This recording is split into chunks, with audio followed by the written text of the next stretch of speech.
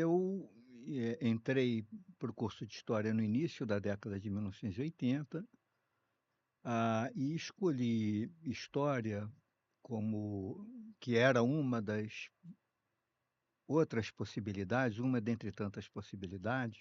Cheguei a pensar em fazer jornalismo, cheguei a pensar em fazer Sociologia, tudo na área de ciências humanas, mas essa escolha tinha muito a ver com a conjuntura da época, né. Era o início da década de 80, era o início de muita efervescência política, social e etcétera. E eu, eh, provavelmente naquela época estava mais interessado em transformar o mundo do que em compreendê-lo, né. Então, como eu militava politicamente em organizações de esquerda e etcétera, eu, com muita franqueza, entrei em História, eh, como muito ingenuamente, como uma forma de, vamos dizer assim, buscar ferramentas para transformar o mundo. Eu sempre fui um bom aluno, já cheguei a pensar em fazer literatura também, pronto, porque eu gostava muito, mas havia, portanto, um leque, né, quer dizer, um mosaico de opções, e a opção pela história foi a que, me pareceu mais interessante para esses propósitos que depois, foram se diluindo no curso, né, quer dizer, foram um pouco durante o curso eles foram, um pouco se transformando, quer dizer, até porque, em geral, um aluno com meu perfil, quando entra com esse perfil que eu relatei, quando entra no curso de História, ele entra com muitas certezas e, se for um bom aluno, vai sair com muitas dúvidas. No meu caso, então, foram aumentando as dúvidas, as incertezas e os caminhos, né, quer dizer, a própria metodologia, que era uma coisa muito rígida na minha cabeça, foi sendo cada vez mais flexibilizada. Bom, eu me formei na Universidade Federal Fluminense, ah, como eu disse, entrei na década de 80, e me formei em 1988, e fiz o mestrado na Universidade Federal Fluminense também, e depois o doutorado na UFRJ. No mestrado, eu fui orientado pelo Daniel Arão Reis e no doutorado pelo Francisco Carlos Teixeira da Silva, Chico Carlos. Acho que na graduação eu tive uma formação muito boa, tive um leque de professores muito diversificado e muito bom, mas ainda um pouco, vamos dizer assim, pautado, pelas razões que me levaram a entrar no curso de História. Eu fiz uma dissertação de mestrado sobre, o movimento sindical brasileiro durante a transição para a democracia. Estudei em particular, o Sindicato dos Metalúrgicos do Rio, mas já foi, vamos dizer assim, uma dissertação que, um olhar mais ortodoxo consideraria uma dissertação, meio revisionista, já muito revisionista para os padrões, da época, e até hoje para muita gente é uma dissertação que incomoda um certo olhar a respeito do movimento sindical, como também o meu doutorado foi um doutorado sobre, aí já não mais sobre o Brasil, mas ainda sobre dentro desse universo de história do trabalho, a respeito dos sindicatos corporativos em Portugal, durante o período salazarista, né. Então, vamos dizer assim, eu comecei nos 2 casos, né, fazendo um trabalho que, eh,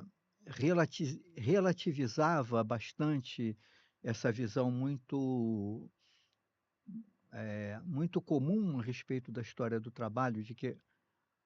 a classe é necessariamente, revolucionária, ou a classe necessariamente tem essa ou aquela ideologia e etcétera, e um pouco já muito influenciado pelo Thompson, que foi um autor que começou a ser lido no Brasil mais naquela época, o Edward Thompson, eu passei a perceber a ideologia como não como uma estrutura, mas como algo que se faz historicamente e que pode, inclusive, e não poucas vezes, se revela no comportamento operário sob uma perspectiva conservadora e não apenas sob uma perspectiva mais avançada, mais progressista ou até de esquerda. Então, embora eu tenha largado, vamos dizer assim, os estudos sobre o movimento operário, o trabalho, até porque é curioso, na minha defesa de doutorado, falou-se mais do sistema corporativo propriamente dito do que do movimento operário. Então, os membros da banca, e isso foi me levando a estudar esses intelectuais conservadores, que foi um tema eh, com o qual eu trabalhei durante muitos anos. Então, aos poucos, como diz um amigo meu, eu abandonei a classe operária para me dedicar às elites intelectuais, que foi quer dizer, um empenho que eu fiz, um empenho, um trabalho intelectual que teve presente nas minhas bolsas do CNPq, etc., durante muitos anos. Então, eh, eu diria que, sem querer fazer um argumento teleológico, quer dizer, mas de qualquer maneira, esses estudos serviram como que uma transição para outras preocupações que eu passei a ter, nomeadamente os estudos sobre a direita, comportamento político conservador e etc., que é uma temática que me interessou e me interessava e continua a me interessar até hoje, né. Ah, eu tento, quer dizer, eu ofereço a disciplina obrigatória de História Ibérica, que até o ano passado eram 2 obrigatórias, História Ibérica 1 e História Ibérica 2, e a partir, desse ano, dada a reforma curricular que houve, eu passo a ministrar apenas o que a gente chama de História Ibérica, que é um curso panorâmico, da história ibérica. Eu procuro, isso é muito difícil, mas eu procuro, eh, entrelaçar o tempo inteiro a história de Portugal com a história da Espanha, para ser de fato, né, quer dizer, um curso de história ibérica, então trabalhar sempre comparativamente as experiências republicanas anteriores às ditaduras, as ditaduras, né, que são ditaduras de relativa longa duração, né, quer dizer, que duram por aí 40 e poucos anos, 50 anos mais ou menos. Então, as transições, a entrada na Europa. Agora, mesmo sendo uma disciplina panorâmica, alguns cortes, vamos dizer assim, algumas especificidades precisam ser feitas, né? Quer dizer, então, eu trabalho, sobretudo, com uma literatura de história política, né? E não menos de história social ou de história econômica e etc. E nessa comparação que eu faço, né, nessa tentativa não é nem de comparação, mas é de entrelaçamento da história portuguesa com a história espanhola e vice-versa, ah, eu percebo também que há momentos, um pouco naquela linha que o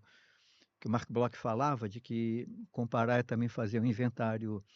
das diferenças, né? Comparar também é um pouco. Há um momento em que a história da Espanha tem que ser tratada em separado, entre aspas, né? Que é quando eu ministro, eh, que é a parte dedicada à Guerra Civil Espanhola, porque aí é um caso tão próprio como no caso português, quando tem as guerras de libertação em África, porque aí, nesse caso, de novo, né, quer dizer, o caso português até dá mais nesse momento para dialogar com a história brasileira e com o acompanhamento que o Brasil fazia das guerras em África, do que propriamente com a Espanha. Agora, de qualquer maneira, um pouco dada a minha formação e as escolhas que eu comecei a fazer, sobretudo a partir do mestrado, eu trabalho sobretudo, com uma literatura de história política, embora eu reconheça que haja outros trabalhos que fazem um tipo de análise diferente do meu a respeito, e colegas, né, que trabalham na área de história ibérica que usam outras literaturas diferentes da literatura que eu utilizo. Eu leciono ah, uma disciplina que é sobre fascismo, né? Que é sobre historiografia dos fascismos, que é uma disciplina que não, aí nesse caso, embora trate também de Portugal e de Espanha, porque isso é um dado interessante, né? Quer dizer, se você pegar os grandes livros clássicos sobre os, os fascismos, né? Roberto Paxton, tem vários outros. eh, Portugal e Espanha são muito periféricos quando não são citados, quer dizer, quando são citados perifericamente, ou então há um privilégio não só para trabalhar a Itália e a Alemanha, mas quando trata de outros casos, são Espanha, Romênia, para aqueles modelos, né, quer dizer, Hungria, aqueles até o regime de Vichy, mas não os casos espanhol e português. Aí eu procuro fazer um trabalho sobre a historiografia dos fascismos, incluindo Portugal e Espanha no mesmo patamar, quer dizer, um pouco para dar aos alunos as dimensões, né, daquelas várias experiências. Uma das disciplinas que eu ministro. A outra é sobre